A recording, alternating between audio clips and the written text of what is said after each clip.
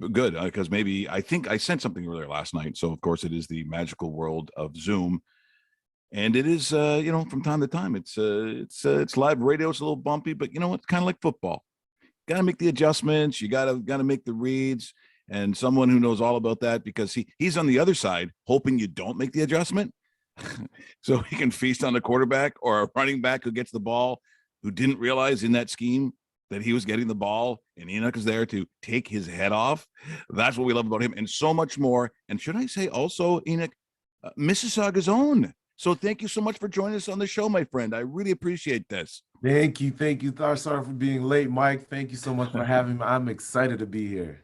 Well, we're excited to have you because there is a lot to you. And it's one of the reasons that, when people talk about, the sensitive issue of people coming to Canada that are new Canadians, where people come from other parts of the world.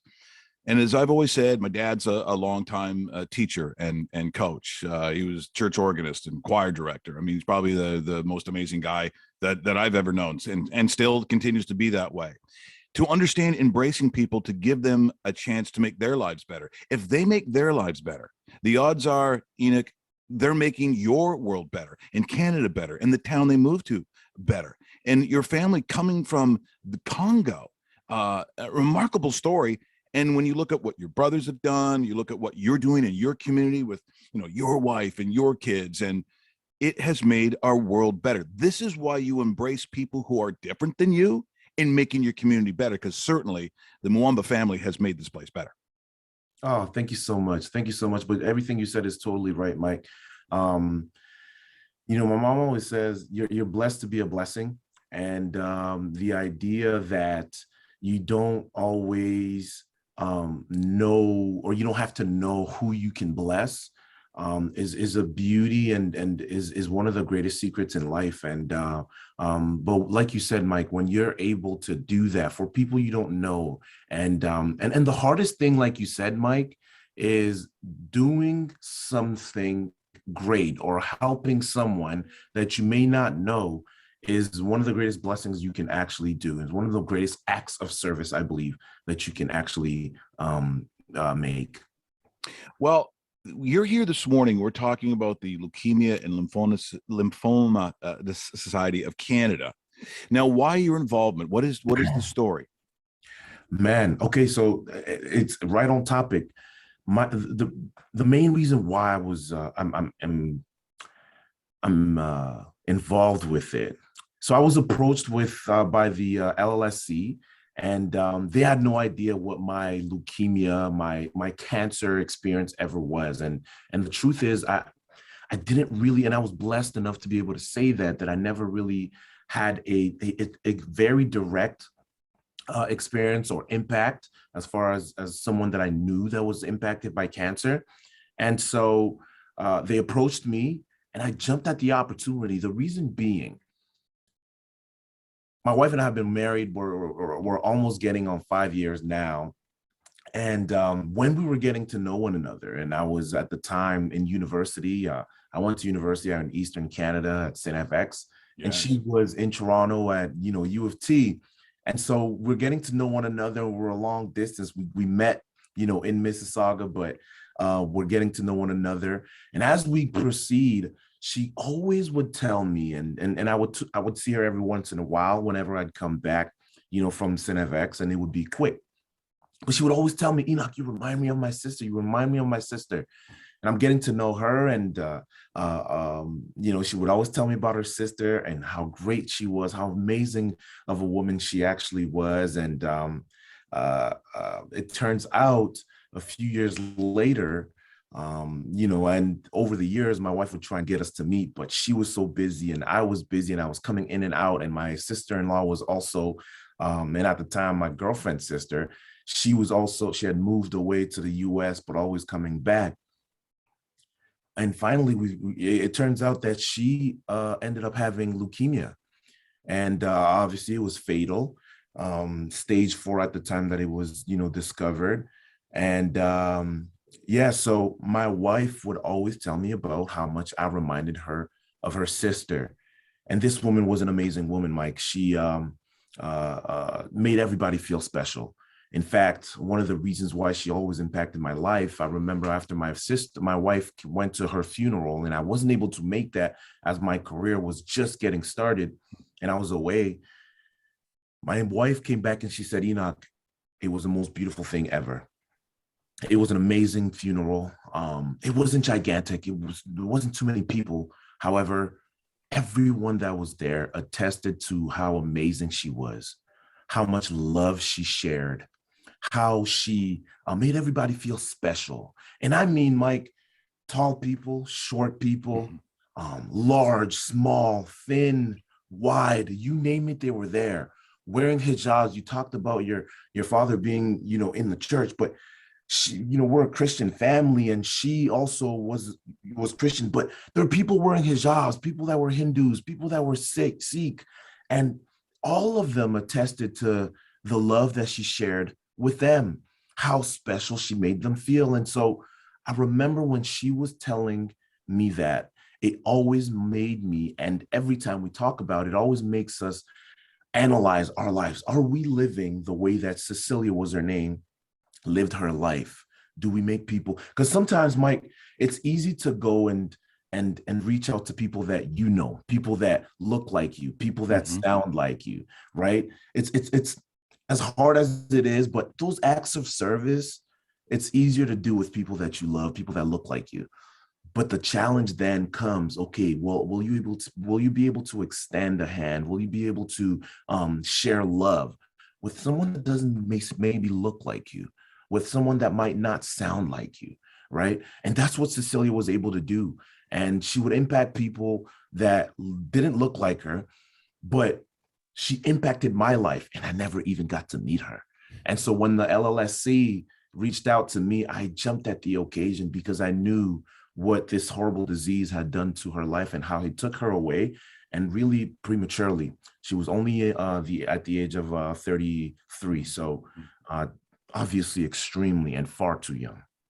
It is far too young. It's the cruelty of these kinds of diseases. I can relate to it. At the same time, so my wife's sister, who passed away 7 years ago, at the same time, I was diagnosed with rectal cancer. So my wife was losing her best friend, and again, another marvelous person that taught children, was in enrichment for reading and so on, and was just, everyone fell in love with her, was passing away. At the same time, my wife found out that I had cancer. I mean, for my wife's position, the loss and the darkness and the almost the cruelty of that time. But as you said, when working your way through these kinds of things, especially when it comes to cancer, you have to seek to find the message. You have to make something of it. It doesn't end. A lot of people say, that's over. This is when this person passed away. My life was never the same, and I've mourned them ever since. I understand mourning, and I understand loss. But to make something of that person's life, we have to go on. It sounds, Henoc, that's exactly what you did. It's exactly what you did. Absolutely. Absolutely. And and it's a biblical thing too. Like, it always, a part of the Bible talks about, it's better to spend time in the presence of mourners than at a party, right? The reason that it says that, though, is because just that, when you're in the presence of people who are mourning, there's a greater sense of urgency, a greater sense of purpose. And just like you said, Mike, you always try to make sense of a life that you may have just lost. And Cecilia, like I said, I think it's just so amazing that I got impacted to the level that I did by somebody that I never met, right? And to be able to understand and to see the meaning behind her life and the legacy that she left behind. And I wish my wife was here, because she can speak even at a deeper level, right, of what she went, what kind of life she had. And I don't even want to take too much of your time, but if I may, Mike. Well, let me stop you there, because I know we got a little late, and I don't know how much. See, we have to stop down for a break because we have to do traffic and all the things that radio stations do. But I have 5 minutes at the top of the hour. Do you think you could hang on? Because I hate to cut this short. If you've got 5 minutes, we should have done the whole show. It's Henoc and Richards from here on in. We change the name of the show. We'll make it Henoc and Richards for 5 minutes then. Yeah, okay. Around. Just hang on, and as I said, the way the station works on Zoom, can't even talk during the thing. But if you can just hang on, I'm going to grab another coffee. We're going to come back with Henoc Muamba and continue the story, because it's a beautiful, warm story, and maybe we can get a little Argo stuff in there too. You know, he's Let's he's going to be at the little head cracking as well. I don't mind talking about that, so we'll do that. So hang on, it is 7:57, a little past the 5s. We're going to come back, Henoc Muamba. We're going to talk more about his life and what he's doing. Fantastic, thanks so much. Here's Brendan.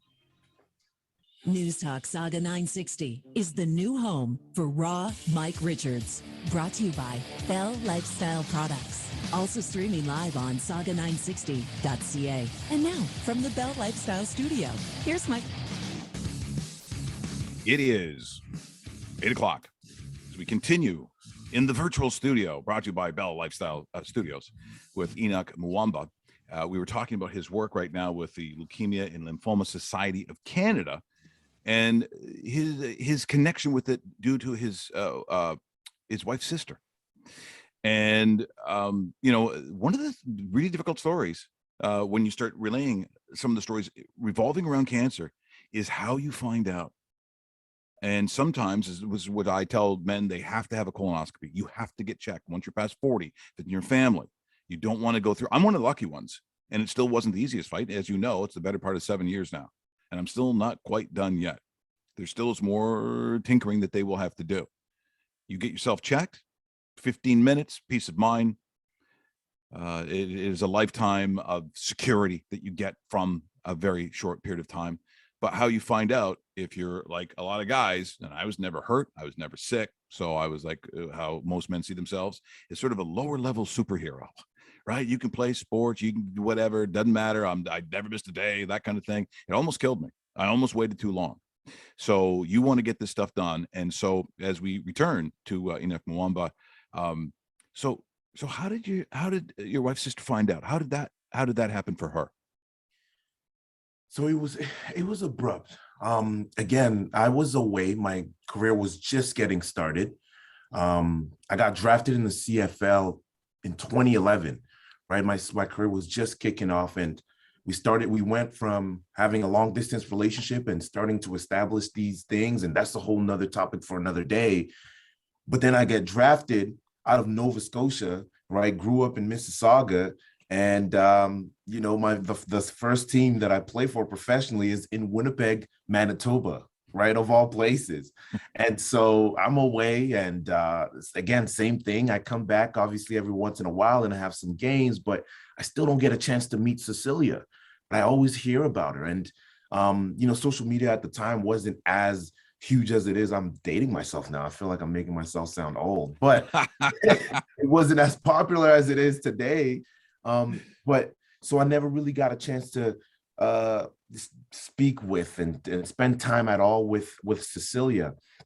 And so I will always get these stories from Jessica, from my brother-in-law, and you know, my sister-in-law, who's Jess's younger sister as well, Joyce. So anybody that knew Cecilia would tell me how amazing she was. Fast forward, she finds out that she gets diagnosed, and at the time that she got diagnosed, similar, not similar to you, but it was a surprise to her as well, and she is already stage 4, and so safe to say it was a horrible news, and it went really fast and went downhill, and just like you said, Mike, she was a very healthy woman. Jessica tells me she was vegan.